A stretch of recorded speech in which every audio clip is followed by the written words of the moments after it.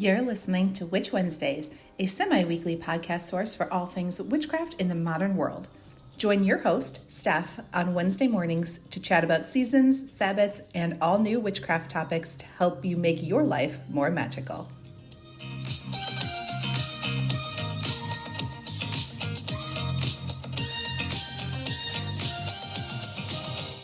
Welcome back to Witch Wednesdays. I'm Steph, and today you have just me chatting about transitions. So I hope that's all right with you. It will probably be a bit of a shorter episode since it is just me, but I got a great request over on Patreon to talk about this topic. So I thought this would be a great time for it, and there was a little bit of a break in the schedule. So perfect day to do this. Even though it absolutely does not feel like transitions or a transitional season because it is 90 something degrees here today and it feels like peak summer and it has all week and I think it will continue to this week. It is really hot and I can't stand it. However, we have passed Lammas on August 1st and we are heading towards Mabon and then Samhain. So I wanted to chat about this in-between transitional time to see how you all feel about it. And there are a couple of points where I'm going to ask for your input, how you're feeling about it, and what comments you have about it, anything that you use to, help yourself feel better. And when I say that, I just wanted to remind you that if you are listening to this on Spotify, there's a place for comments. There is also on Patreon, as well as the website, witchwednesdays.com. And if you are listening to this on YouTube, you can, of course, leave a comment there as well. So let's get into this episode, talking all about the rhythms of the seasons and this idea of transition, especially with the emotional and energetic space between Lammas and Samhain. So this episode, like I said, was inspired by a listener/patron, Michelle. So if this is something that resonates with you, you guys can thank Michelle in the comments. And Michelle wrote, I was wondering if you could at some point do something about transitions. Every year I find the time between Lunasa and Samhain really anxiety provoking. And I'm wondering if there are any rituals, etc., that can be done to help with transitions in general and change of seasons in particular. So if you have also felt uneasy in this season, or you usually do at this time of year, or really any time of transition, then this episode will be for you as well. So first up, let's talk a little bit about the idea of the Wheel of the Year and specifically this space between Lunasa or Lammas and Samhain. Lammas is celebrated on August 1st, and it actually marks the first harvest, which is a time of reaping what we've sown, giving thanks for abundance, but also recognizing that the days are growing shorter and the sun's strength is fading. It is the one that a lot of witches have trouble, especially if you're somewhere, in the United States. It doesn't feel like first harvest season. Like I said, it is so hot. I think most of the US is experiencing a heat wave and has been. So it does not feel like first harvest or transitional season. So that can make things very difficult. And we are, of course, so removed from the agricultural cycle that a lot of farmers have. Most of us are not farmers, so we are not familiar with that. So we're very detached from the idea of Lammas. And at the other end, you have Samhain on November 1st. And that is like the death of the year. So it's a time of ancestral remembrance and communing with spirits. It's dark, internal, reflective. And most people do feel that because at that point, the weather kind of matches up with what we're feeling and what the energy of the time is feeling like. So between those, we've got this in-between time, 90 days of this slow descent. And we have Mabon in the middle there, that's marking the official start of autumn, and most people will recognize that more, that end of September date. That does make it feel a lot more like autumn than Lunasa does. So that is sort of like when we get the leaves falling, gardens dying, the warmth dying down, and there's that energy that says like something is ending, summer is ending, but we're not quite there yet. So that's what makes this season so liminal And the idea of the liminal, anything liminal, is very uncomfortable. So we're at no longer summer, not yet truly autumn. It's just like twilight. Uh, it's liminal spaces tend to bother people. We can really feel them, especially witches who are in tune with their emotions and the energies that are going on. So transitions are very magical, but they can be disorienting. And for a lot of people, that can be emotionally difficult. And then, of course, in a lot of folk beliefs, this is the time when the veil begins to thin. So it's not just Samhain itself where the veil is thinnest and we can communicate with ancestors. It's this whole time that we are descending towards that. So spiritually speaking, we are kind of slowly descending into the underworld. And your body knows it, even if the calendar doesn't quite say fall yet. So all of that said, it kind of makes sense why transitions can feel anxious or unstable, especially these seasonal ones. There is a loss of rhythm a lot of times. You have sort of a more intense season of summer activity, and then you have a sudden slowing down that can feel like a void. It might also be the opposite, depending on if you have children and what their ages are, because in the States, we have the school system that is off from June, July, August, and that can seem much slower. And then the back to school season is when things get crazy and your kids are, figuring out new schedules, new teachers, new systems, new after school activities, new sports. And that can be also a huge change in rhythm. So it could go either way. There's also fear of the unknown at this time, because autumn and winter are, of course, those inward looking seasons where we have to be still, and that is not comfortable for a lot of people. We do not like to sit still. We do not like to sit with our own feelings and thoughts and look inward. It's not a comfortable feeling. A lot of witches, a lot of you listening to this podcast are energetically sensitive. So you might be unconsciously attuning to the spirits, to the shifts in the land, to the dying vegetation. Even if you don't quite see it yet because it is so hot, it is happening, and you energetically might just be sensing that. And of course, in our modern culture, we have a pace mismatch. Modern life does not line up with any slow transitions. We don't really have a slow time. That's late stage capitalism, baby. So you might be feeling the dissonance between what your body wants and feels at this time of year, or really at any seasonal change, and what capitalism demands. Because a lot of times we have our bodies feeling like a slowdown at the end of the year, but capitalism demands Christmas. And it is like that with a lot of the different seasonal holidays. And I think people are experiencing that more and more, because like Halloween items were out in stores in like June. And people were like, this is crazy. I'm not ready for that yet. And that's just kind of how our society works. It's such a mishmash. So when you like finish something, it's already on to the next. Like by the time that you are throwing away like Christmas wrapping paper, there's already Valentine's Day stuff out on the shelves. And you think that you have to be like buying candy and getting little heart-shaped everything. And that is very difficult to keep up with. And this season just marks one of those times. This is obviously something that goes on year round. So just figuring out which one of these applies to you, all of them apply to you, that enough is powerful enough to help. So you're not doing anything wrong. You are not, failing at witchcraft or your spiritual journey or anything if you are feeling anxious or unsettled at this time of year or any transitional time, because that is just being human and our culture not really lining up with what our body is feeling. So naturally, then the follow-up to all of this information about transitional times and how that might be stressing us out, let's shift into talking about practices for support within your witchcraft practice. What can you do to support yourself during this time?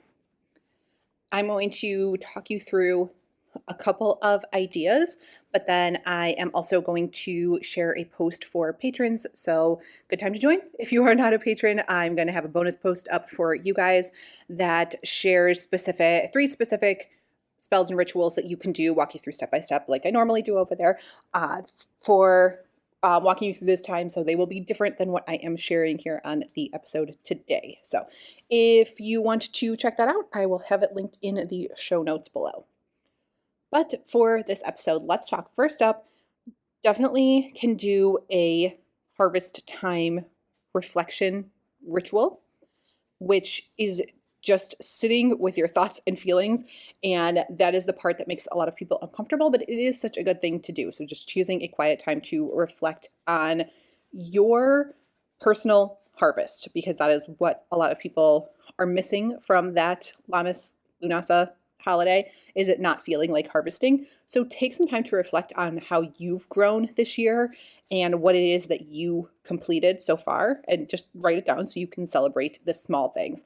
And then also reflect back towards the beginning of the year. How have things changed, and things that you did not get done that you wanted to? And then ask yourself, what of that can you release before the end of the year? Because you don't have to, life changes. You're not the same person that you were in January. None of us are. So it's okay to let go of any of those goals and things that you might have set on January 1st that you didn't accomplish, because they might no longer make sense for your life. So it is totally fine to release those. You can absolutely turn that into a ritual by lighting candles, one for gratitude and one for release. Speak out loud the things that you are celebrating, the things that you're giving thanks for, and then the things that you are releasing. And then you can bury or burn those lists of things that you are releasing, and just offer it back to the land if you're going to bury it.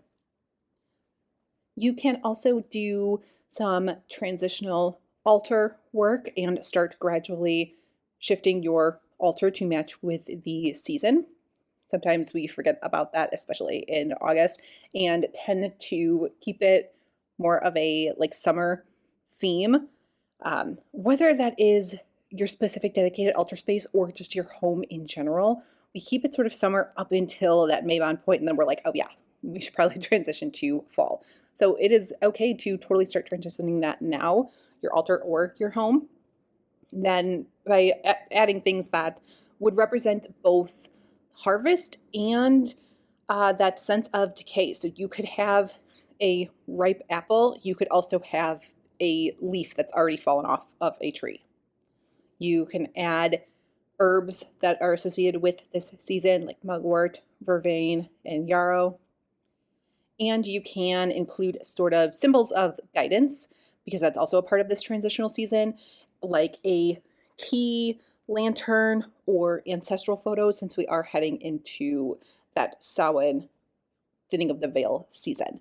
So these things just help visually and energetically mirror the changing of the outside world, and just keeps your altar and space from feeling static, because that is one of the things that can lead to this uneasy sense and sense of anxiety as well. It is also a great time to do protective and grounding magic. So you can anoint your doorways with rosemary or protective oils. You can wear grounding charms like smoky quartz, hematite, iron. You can take salt baths with basil, mugwort, chamomile to calm nervous energy. So protection isn't just for like spirits. That's something that we tend to think about in October when spirits are more restless, but it's not just for that time. Protection is also for overwhelm, anxiety, and energetic overload. You can definitely do some divination for the transitional season. So you can pull cards or runes and ask, what do you need to leave behind? What is being born instead in these darker months, and who or what will guide me? And you can, of course, take an animist or folk approach to seasonal shifts. A seasonal transition is a relationship. It's not just something that's happening to you. It's something that is happening like with you. You're in it with the land and the spirits and the cycle. So you can leave offerings for your local spirits as the summer fades. You can just walk around your land, a local park, to just even notice what's shifting. And that's a powerful way to keep you connected to nature and actually notice what is going on around you, and help slow things down a little bit, and actually pay attention to when the leaves start to drop in your area, when the things start to turn, especially if you're feeling like the height of summer is never going to end. You also don't need to do elaborate rituals every day. Always talk about that on this podcast. You can do daily magical anchors, because a lot of times the most supportive magic and things that you can do is repetition. So things that you can do daily, which would just be very small. So you can light a candle every day at dusk, which will get earlier and earlier, and say something like, I welcome the dark, I trust in the turning. You can brew seasonal teas, like apple, ginger, cinnamon. We are heading into that season, which happens to be my personal favorite, and just stir them clockwise with your intention. Carry a charm bag with herbs for grounding and calm, like lavender, oat straw, rose, nettle. You can also do some quick journaling, just each evening. What feels different today? What are you resisting? What are you growing into? And those anchors will help remind your nervous system that you are okay, you're still in rhythm. So even if you feel out of sync or a lot of anxiety in the moment, doing these repetitive things each day will help you feel like you are still part of that wheel, things are still turning, that you are okay. As always, I could probably recommend like a million books on any given topic. So some that I will recommend for this one, but I will probably have more up in a YouTube video sometime soon. But definitely a lot of people enjoy Breeding Sweetgrass by Robin Wall Kimmerer. It's very, very poetic, deeply grounded in an animist understanding of seasonal life. Year of the Witch by Temperance Alden. That is very good for developing personal seasonal observances, especially in non-traditional climates. That features heavily in that book. Path of the Hedge Witch by Joanna Vanderhoven. That is a very gentle read for like solitary seasonal work, again rooted in a like folk animist practice. But all of those would be really helpful at this time of year. But like I said, I have so many more. So if you want to know more book reviews, I can absolutely help you with that. Just leave me a comment and let me know. So that's everything that I wanted to highlight in this episode. And thanks to Michelle for the topic idea, and hopefully this answered your question, that transitions aren't problems to fix. It's more like an invitation to slow down, listen more deeply, especially if you are feeling like this time between Lammas and Samhain is uncomfortable. It's because it is, and that's okay. You do not have to bypass this discomfort. You can honor it, work with it. You can make offerings. You can have some like warmth and patience, because that is what witches do. We are supposed to be living with this cycle and the rhythm of the land, this idea of death and rebirth. We hold space for that.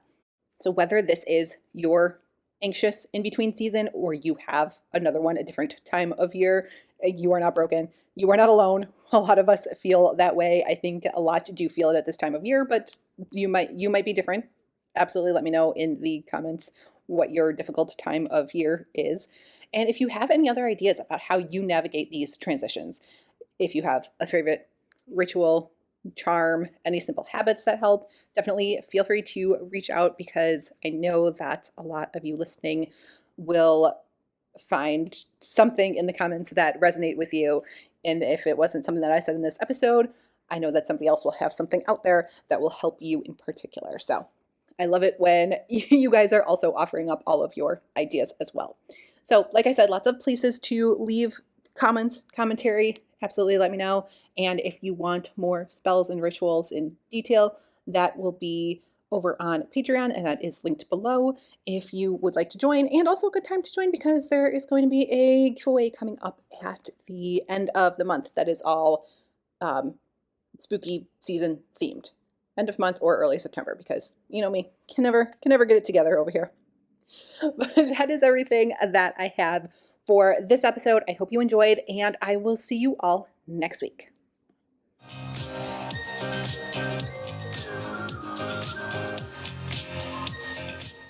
Need even more witchcraft in your life?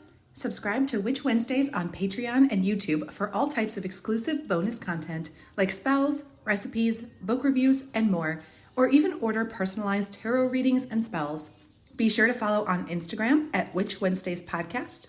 And you can find all these links and more at witchwednesdays.com.